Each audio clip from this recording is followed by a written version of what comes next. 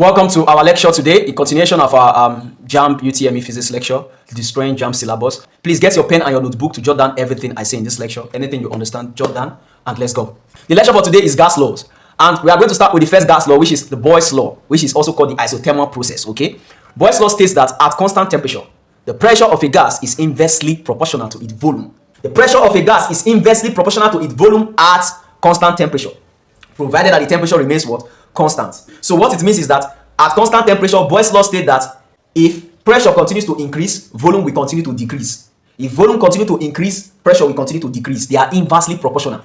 So the expression is giving us P is inversely proportional to 1 over V, where P and V is equal to the constant. So if you want to write out the formula for Boyle's law, you are going to get P1 V1 equal to P2 V2.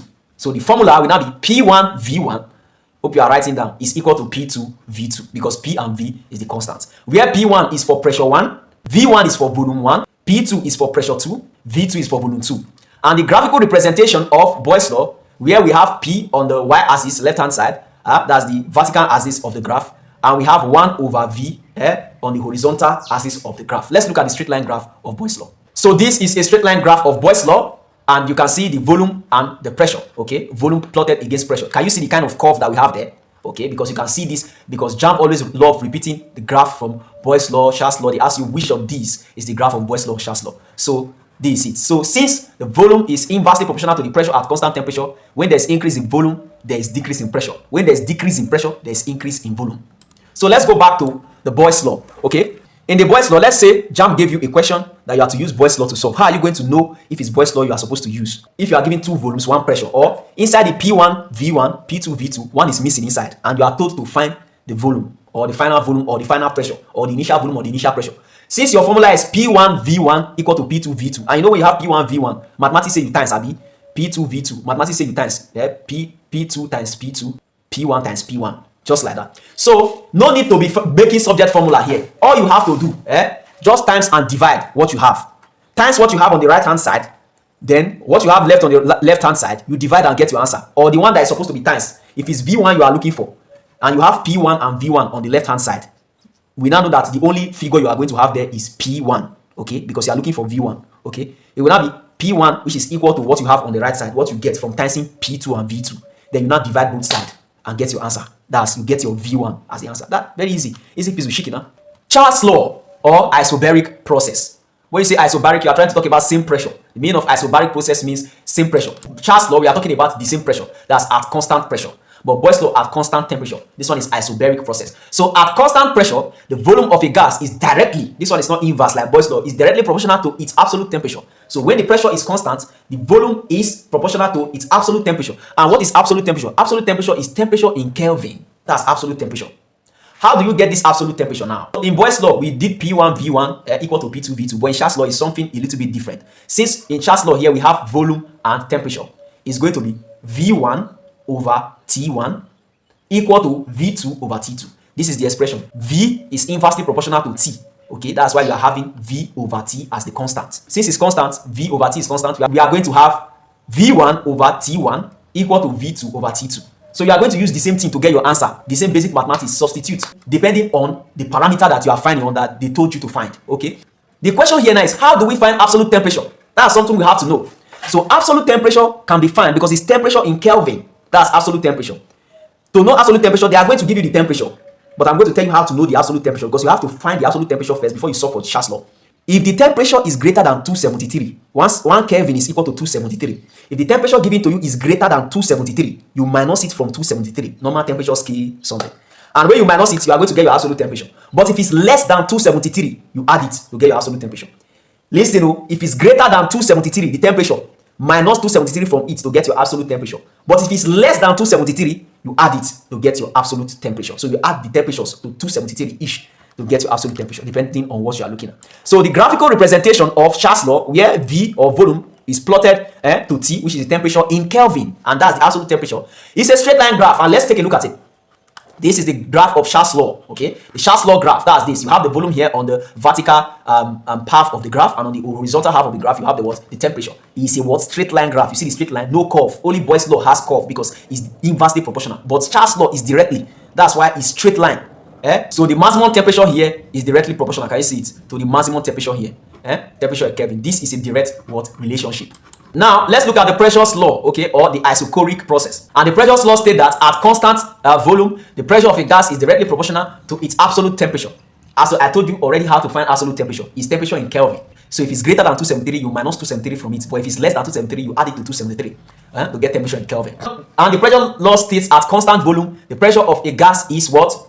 Directly proportional to its temperature, which is in absolute temperature. So since we have directly here, the relation is given as P over T as constant. Okay. So what we are going to have here is P1 over T1 is equal to P2 over T2. That is going to be our formula for the pressure law. And if you want to solve, what are you to do? You substitute. If you substitute, you do your absolute temperature, you get your answer, you solve on the right hand side, you solve on the left hand side, you divide both sides and get your answer shikina as easy as that. Easy peasy. So the graphical representation of Pressure's law, where P was plotted against T, okay, temperature in Kelvin, and is also a straight line graph. So just know that it's only Boyle's law that is not a straight line graph. Only Boyle's law have a curve because it's inversely proportional, and it's only Boyle's law that is inversely proportional. Okay, so this is the pressure law graph. Okay, this is the graphical representation of pressure law, and you can see this is a direct relationship. Okay, from pressure to temperature, as simple as that, easy peasy.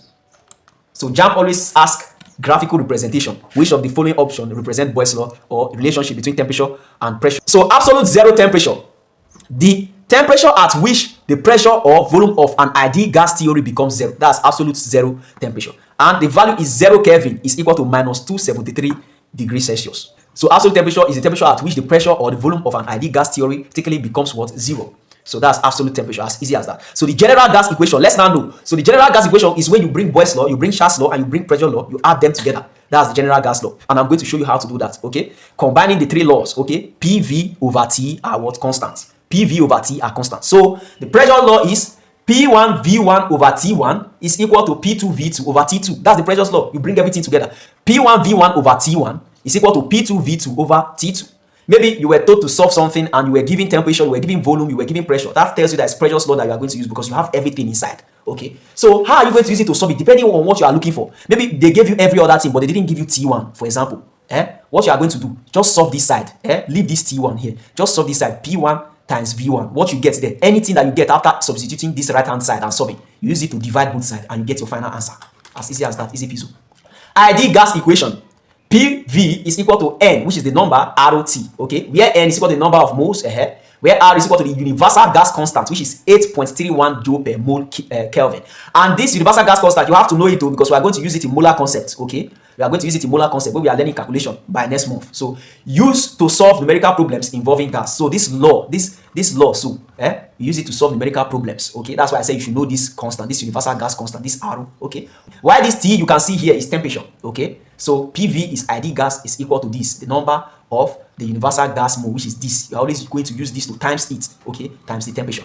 Van der Waals gas, okay, or it's also called regas, and its correct ideal gas equation for intermolecular force and finite molecular size. That's its function. Van der Waals gas or regas. Okay, since this is the ideal gas, so the formula is made by bracket open P plus A over V squared, bracket close, then bracket open again, V minus B, bracket close, equal to ROT for one mole. Just leave this one. I beg, this one a long journey. Just leave this Van der Waals gas or whatever it calls itself. Let's continue. So vapors. The first we have here under the vapor concept is the unsaturated vapor. And what is unsaturated vapor? When you say something is unsaturated, it means that the quantity of solute is low. Okay, but let's look at what we have here. Vapor that can still accept more molecules, not at equilibrium. So the quantity of molecules in the vapor is low, so it can still accept more molecules because it's not at equilibrium. That's why it's unsaturated vapor. Then what is saturated vapor? Saturated vapor is in equilibrium with its liquid at a given temperature. It has accumulated enough molecules that it cannot accept molecules again. That's why it's saturated. It's just like you say this room is saturated with people. It means that this room is full. We can't accept any more persons here again. But if you say the room is unsaturated, it means that the room is not full. We can still accept more persons. That's a typical example of the concept of unsaturated vapor and saturated vapor. Now let's look at the saturated vapor pressure, SVP. Okay, remember we have standard temperature and pressure, which is STP, and this one is saturated vapor pressure, SVP. And what is it? Pressure exerted by saturated vapor at given temperature. So the pressure exerted by saturated vapor at given temperature, that's saturated vapor pressure. And its relationship is given by boiling occurs when saturated vapor pressure is equal to external pressure or atmospheric pressure. So if they ask you to define boiling point, you are going to say boiling point is the point at which the saturated vapor pressure equals the external pressure or equals atmospheric pressure. So boiling is when the saturated vapor pressure equals the atmospheric pressure or external pressure. Okay. So when this happens, it shows that the pressure in the system is now equal to the external pressure. That's why the molecules in the system is now energetic enough to escape into the atmosphere. That is boiling or boiling point. That's when boiling occurs. How do we determine saturated vapor pressure? It's determined or is tested by barometer tube method. You use the barometer tube method to test for saturated vapor pressure, and it measures pressure of vapor trapped above liquid in a barometer tube.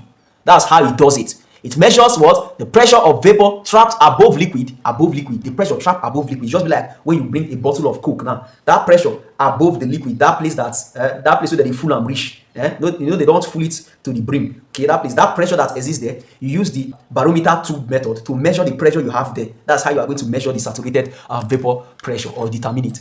So let's look at formation of dew, mist, fog, cloud, and rain. What is dew? How is it formed? Dew is formed from condensation on surface when air cooled to dew point. So condensation from surface, Jamb, they always set at least one question from all these 4 definitions you have here. They always set at least one question from it every year. So condensation on the surface when air cools below. Once you hear that cools, don't know say now dew that they talked about cools below its dew point. That's when dew what form. Okay, that's when dew form. Okay. So the next we have here is mist or fog. You can call it mist, you can call it fog. They are tiny water droplets suspended in air near ground. Okay, all those tiny water droplets that you used to see near ground, they are known as mist or fog. Okay, when you take a glass and do like this on the glass, you are going to see mist on the glass. That's what mist look like, or fog. That's what it looks like when you do it on a glass. Okay, so let's look at cloud. So cloud are water droplets / ice crystals suspended in the atmosphere. They are big. Those water droplet or ice crystal, they are big. Just that because you are seeing them up there, you think that they are small. Okay, when you go close to it, you are going to see that those clouds are really very big. They are water droplets / ice crystals suspended in the atmosphere. They are just suspended there. Rain is condensed droplets grow large enough to fall. So this cloud, when this cloud now condenses, so when the droplets of water hung in the atmosphere are large enough to withstand the pressure that is holding it there. You know that the higher you go, the lower the pressure. If it withstand the pressure that is holding it there, making it suspended there, it falls to the earth as what? Rain. And that's how rain is formed. So dew point, what is dew point? Dew point is the temperature at which air becomes saturated and condensation begins.